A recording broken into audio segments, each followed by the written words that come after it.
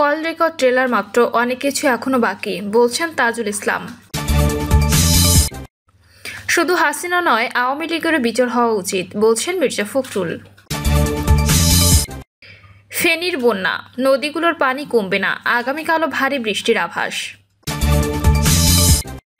সংবাদ সম্মেলনে সাইফুল হক, নির্বাচন দেরি হলে বহুমাত্রিক নিরাপত্তা ঝুঁকি বাড়ার আশঙ্কা।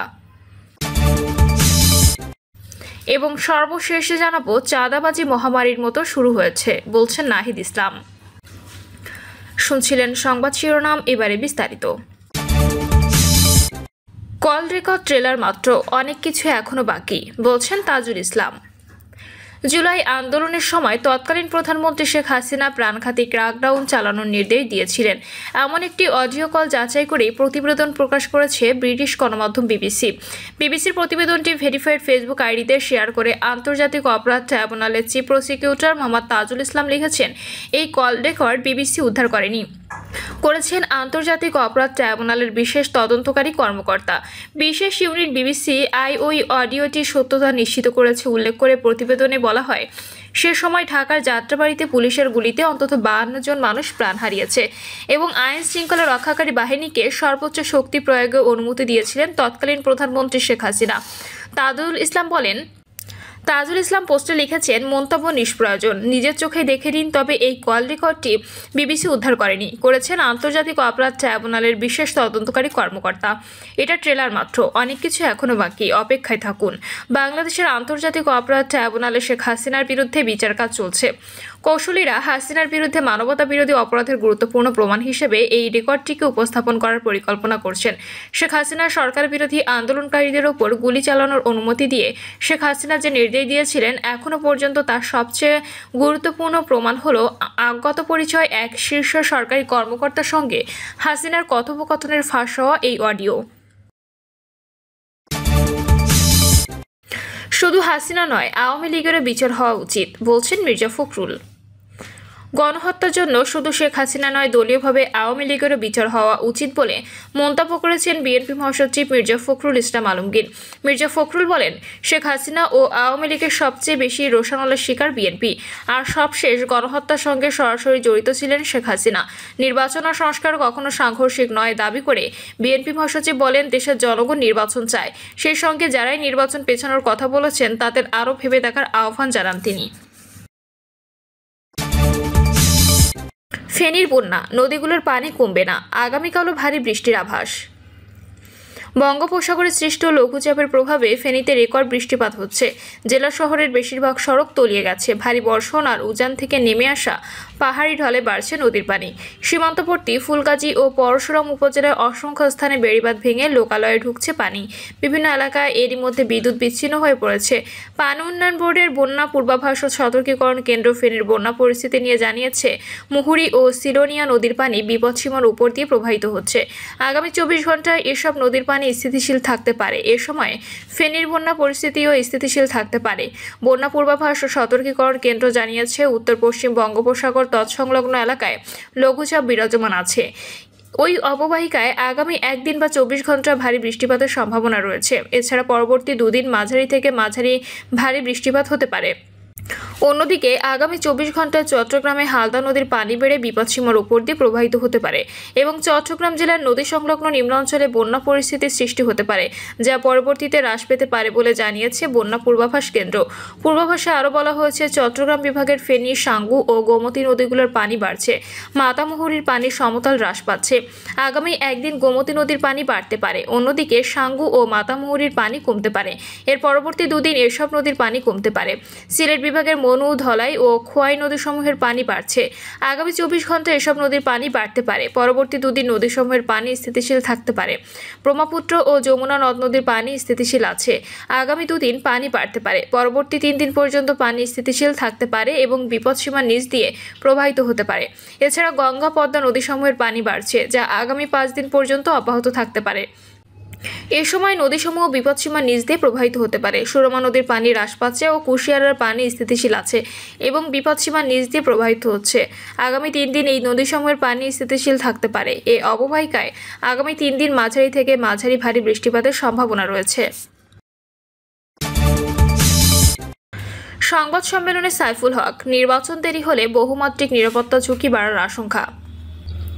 বিপ্লবী ওয়ার্কার্স পার্টির সাধারণ সম্পাদক সাইফুল হক বলেছেন, জাতীয় নির্বাচন যত বিলম্বিত হবে দেশের বহুমাত্রিক নিরাপত্তা ঝুঁকিও তত বৃদ্ধি পাওয়ার আশঙ্কা রয়েছে।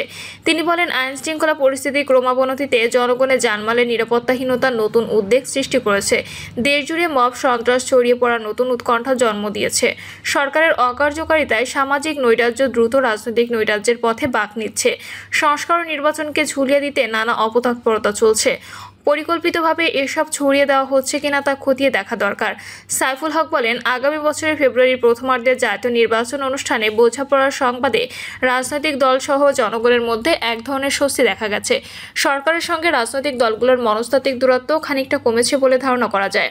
কিন্তু সরকারের প্রধান উপদেষ্টার সঙ্গে প্রধান নির্বাচন কমিশনারের বৈঠকের পর প্রধান নির্বাচন কমিশনার নির্বাচনের সম্ভাব্য তফসিল নিয়ে কোনো কথা বলতে পারেননি। এই পরিস্থিতি কাঙ্ক্ষিত নয়। নির্বাচনের সুনির্দিষ্ট তফসিল মোটামুটি নির্বাচনের 60 দিন আগে ঘোষণা করার বিধান থাকলেও নির্বাচন কমিশনের দিক থেকে মধ্য ফেব্রুয়ারিতে নির্বাচন অনুষ্ঠানের ব্যাপারে দেশবাসীকে আশ্বস্ত করা দরকার ছিল। আশা করি নির্বাচন কমিশন এই সম্পর্কে নির্দিষ্টভাবে কথা বলবে। তিনি বলেন, গত এক মাসে জাতীয় নির্বাচন নিয়ে নতুন করে আবার উদ্বেগ তৈরি হয়েছে। জাতীয় নির্বাচনের আগে স্থানীয় সরকারের নির্বাচন অনুষ্ঠানের দাবিটাই অবান্তর। এটা অন্তর্বর্তী সরকারের দায়িত্ব নয়। গত 16 বছর দেশের মানুষ নিশ্চয়ই স্থানীয় সরকারের নির্বাচনের দাবিতে আন্দোলন করেনি। সাইফুল হক বলেন, বাংলাদেশের সমাজ ও রাজনৈতিক দলগুলোতে এখনো পর্যন্ত রাজনৈতিক ও মনস্তাত্ত্বিক দিক থেকে এখনো পিআর পদ্ধতিতে ভোটের জন্য প্রস্তুত হতে পারেনি। এ কারণে এবার কেবল আমরা সংসদের উচ্চকক্ষ পিআর পদ্ধতিতে নির্বাচন অনুষ্ঠানের দাবি জানিয়ে আসছি। তিনি বলেন, ফ্যাসিবাদী জামানায় সংঘটিত হত্যাকাণ্ডের বিচার ও সংস্কারের প্রক্রিয়া জোরদার করার ব্যাপারে রাজনৈতিক দলগুলোর মধ্যে ঐকমত্য রয়েছে। নির্বাচনের আগে বিচারের উদ্যোগকে দেশবাসী দৃশ্যমান দেখতে চায়। আর সাংবিধানিক সংস্কার ছাড়া মতৈক্যের ভিত্তিতে বাকি সংস্কার সরকার নির্বাহী আদেশে এখনই সম্পন্ন করতে পারে। তবে সাংবিধানিক সংস্কারের জন্য নির্বাচিত জনপ্রতিনিধি ও সংসদের প্রয়োজন হবে, যাতে জনসম্মতির ভিত্তিতে তার সংবিধান যুক্ত হতে পারে। আশা করি এই জুলাই মাসের মধ্যে আমরা এই লক্ষ্যে জাতীয় সনদ স্বাক্ষর করতে পারব। সাইফুল হক এই পরিস্থিতি উত্তরণে রাজনৈতিক দল ও সংশ্লিষ্ট সবাইকে আস্থায় নিতে সরকারের প্রতি উদাত্ত আহ্বান জানান। চাঁদাবাজি মহামারীর মতো শুরু হয়েছে বলছেন নাহিদ ইসলাম। দেশে চাঁদাবাজি মহামারীর মতো শুরু হয়েছে বলে মন্তব্য করেছেন জাতীয় নাগরিক পার্টির আহ্বায়ক নাহিদ ইসলাম। প্রতিটি এলাকার সমস্যা সমাধানে সবাইকে এগিয়ে আসার আহ্বান জানান নাহিদ ইসলাম। এনসিপি আহ্বায়ক বলেন, এলাকার ছোটখাটো পরিবর্তনের মাধ্যমে দেশজুড়ে বদল আসবে। অনুষ্ঠানে আর উপস্থিত ছিলেন এনসিপির মুখ্য সমন্বয়ক নাসিরউদ্দিন পাটোয়ারি, কেন্দ্রীয় যুগ্ম সমন্বয়ক ও মেহেরপুর জেলার প্রধান সমন্বয়ক অ্যাডভোকেট শাকির আহমেদ সহ অনেক স্থানীয় নেতাকর্মীরা। এর আগে বিকাল 3টার দিকে কুষ্টিয়া শহরের 5 রাস্তার মোড়ে জুলাই পদযাত্রার পথসভার বক্তব্য রাখেন নাহিদ ইসলাম। এ সময় তিনি বলেন, বাংলাদেশের মানুষের রাজনৈতিক আশা আকাঙ্ক্ষাকে ধারণ করে আমরা এগিয়ে যাব। আমরা ভারতীয় আধিপত্যবাদের বিরুদ্ধে কুষ্টিয়ার সন্তান আবরার ফাহাদের পথ ধরে লড়াই করেছি। নাহিদ বলেন, সন্ত্রাসী সংগঠন ছাত্রলীগ সারা রাত নির্যাতন নিপীড়ন করে আবরার ফাহাদকে হত্যা করেছিল। আমরা শহীদ আবরার ফাহাদের উত্তরসূরি শহীদ আবরার থেকে শহীদ আবু সাইদ, শহীদ ইয়ামিন পর্যন্ত। এনসিপি আহ্বায়ক বলেন, আবার যদি কোনো রাজনৈতিক দল আধিপত্যবাদের গোলাম হতে চায়, আমরা তার বিরুদ্ধে দাঁড়াবো। বাংলাদেশের জনগণ তার বিরুদ্ধে প্রতিরোধ তৈরি করবে। গোলামি নয়, আজাদি চাই আমরা। ভারতের গোলামি থেকে আমরা মুক্তি পেয়েছি। আগামী দিনে বাংলাদেশ স্বাধীনভাবে সার্বভৌমভাবে মর্যাদার সহিত আমরা দাঁড়াবো। আমরা আমাদের রাজনীতি রাষ্ট্র বিনির্মাণ করব। কুষ্টিয়ার আবরার ফাহাদ, কুষ্টিয়ার শহীদ ইয়ামিন আমাদের সেই শিক্ষা দিয়েছে। আমরা সেই আশা আকাঙ্ক্ষাকে ধারণ করি, সেই চেতনাকে ধারণ করি। তিনি আরও বলেন, যখন বাংলাদেশের মানুষ কথা বলতে পারতো না, দিল্লির আধিপত্যের বিরুদ্ধে কথা বলতে পারতো না, তখন আবরার ফাহাদ আমাদের পানির ন্যায্য হিসা নিয়ে ফেসবুকে স্ট্যাটাস দিয়েছিল, আমাদের বন্দর নিয়ে স্ট্যাটাস দিয়েছিল, বাংলাদেশের জনগণের স্বার্থের পক্ষে স্ট্যাটাস দিয়েছিল। সেই সময় ফ্যাসিবাদের বিরুদ্ধে, ভারতের আধিপত্যের বিরুদ্ধে, শেখ হাসিনার বিরুদ্ধে কেউ কথা বলতে পারতো না। কথা বলা মাত্রই নির্যাতন করা হতো, হত্যা করা হতো। উল্লেখ করে নাহিদ ইসলাম বলেন, সেই সময় আবরার ফাহাদ মুখ খুলেছিল। আমরা সেই শহীদ আবরার ফাহাদের পথ ধরে লড়াই সংগ্রাম চালিয়ে যাব। নতুন সংবিধান, বিচার এবং সংস্কার না হওয়া পর্যন্ত কুষ্টিয়াবাসীকে সেই সংগ্রামে আহ্বান জানাচ্ছি। শহীদ আবরার ও শহীদ ইয়ামিনের আশা আকাঙ্ক্ষাকে ধারণ করে সারা দেশের মানুষের জন্য একটি বৈষম্যহীন গণতান্ত্রিক বাংলাদেশ উপহার দেব। প্রিয় দর্শক, এই ছিল এখনকার সর্বশেষ সংবাদ। আপডেট সব সংবাদ পেতে চ্যানেলটি সাবস্ক্রাইব করে বেল আইকনটি ক্লিক করে রাখুন।